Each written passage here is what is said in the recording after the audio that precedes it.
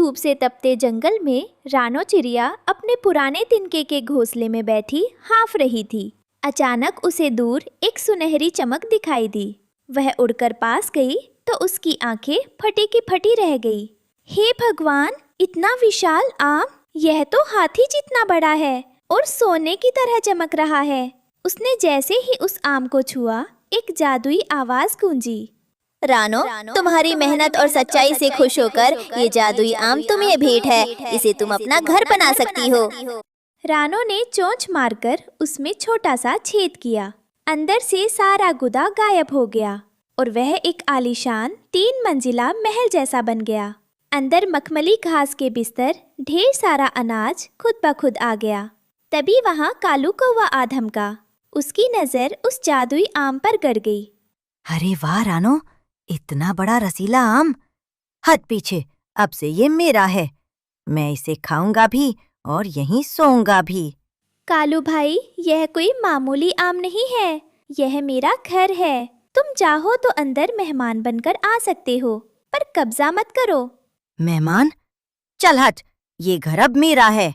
कालू ने जैसे ही आम को छीनने के लिए झपट्टा मारा, आम से एक बिजली जैसी लहर निकली और कालू काँव काँव करता हुआ दूर जा गिरा। मेरी पीठ!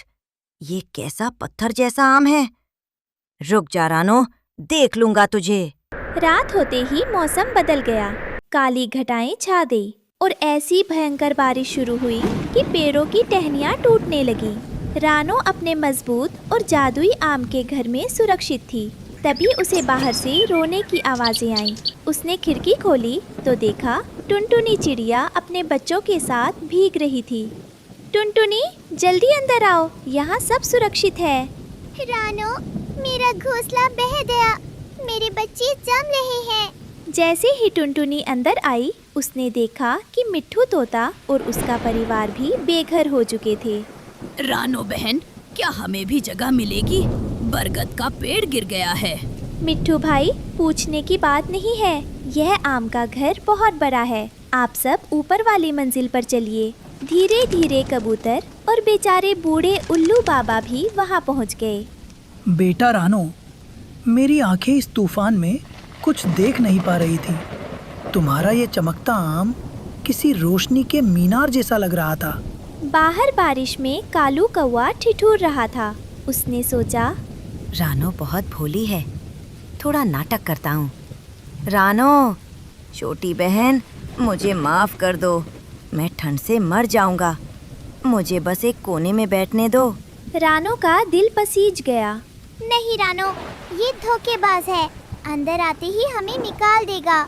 नहीं टुनटुनी, मुसीबत के समय दुश्मन को भी पनाह देना हमारा धर्म है। कालू भाई, तुम अंदर आ सकते हो, लेकिन वादा करो कि किसी को तंग नहीं करोगे। अंदर आते ही कालू की नीयत फिर डोल गई। रात को जब सब सो रहे थे, अगर मैं इस आम के अंदर के जादुई हीरे को ढूंढ लूं, तो ये घर मेरा गुलाम हो जाएगा। वह रानो के कमरे की तरफ बढ़ा और चोंच से आम की दीवार को जोर से खोदने लगा। अचानक आम के घर ने हिलना शुरू कर दिया। लालची कौवे, तूने शरण देने वाले के ही घर को चोट पहुंचाई। अब तू कभी उड़ नहीं पाएगा जब तक तू प्रायश्चित न कर ले। कालू के पंख भारी हो गए और वह जमीन पर चिपक गया।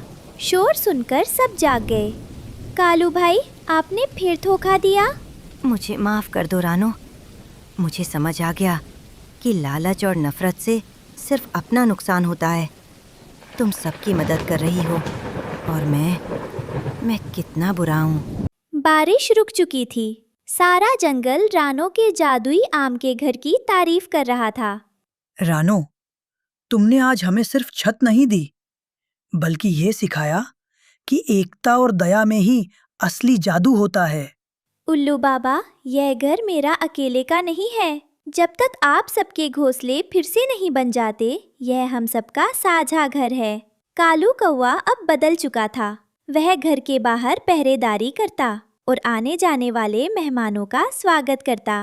एक दोपहर जब उल्लू बाबा पेड़ की ओट में सो रहे थे, अचानक आकाश में एक विशाल काला साया मंडराने लगा। वह बजरंग बाज था, जिसकी नजर रानो के चमकते सुनहरे घर पर थी। ए छोटी चिड़ियों, ये सोने जैसा फल मेरा है, इसे खाली करो, वरना मैं एक एक करके सबको अपना निवाला बना लूंगा। रानो, ये बाज बहुत खतरनाक है। इसने पिछली बार कई घोंसले उजाड़ दिए थे। बजरंग भाई, ये कोई फल नहीं, हमारा घर है। हम यहाँ शांति से रहते हैं। कृपया आप चले जाइए। शांति? मुझे शांति नहीं, ये जादुई महल चाहिए। मैं कल सुबह आऊंगा।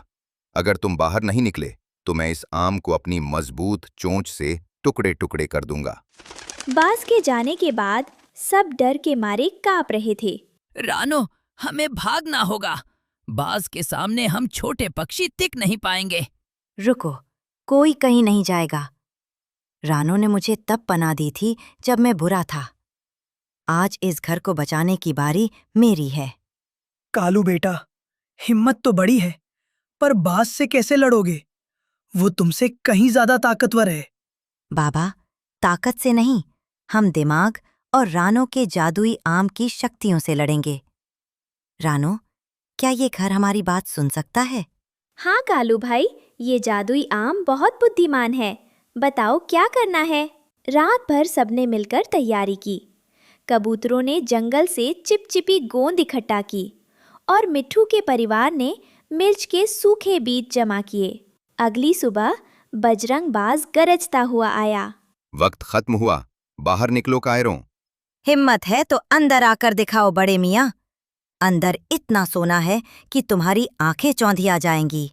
बाज गुस्से में पागल होकर जैसे ही आम के दरवाजे की ओर झपटा, रानू ने जादुई आम से प्रार्थना की, हे जादुई घर, हमारी रक्षा करो। जैसे ही बाज दरवाजे के पास पहुंचा, आम की दीवारों से अचानक फिसलन भरा रस निकलने लगा। ये क्या बला है, मुझे मत छुओ। तभी ऊपर की मंजिल से मिट्ठू और टुनटुनी ने भारी मात्रा में मिर्च के बीज नीचे गिरा दिए। बाज की आंखों में जलन होने लगी। आह, मेरी आंखें, मैं तुम्हें छोड़ूंगा नहीं।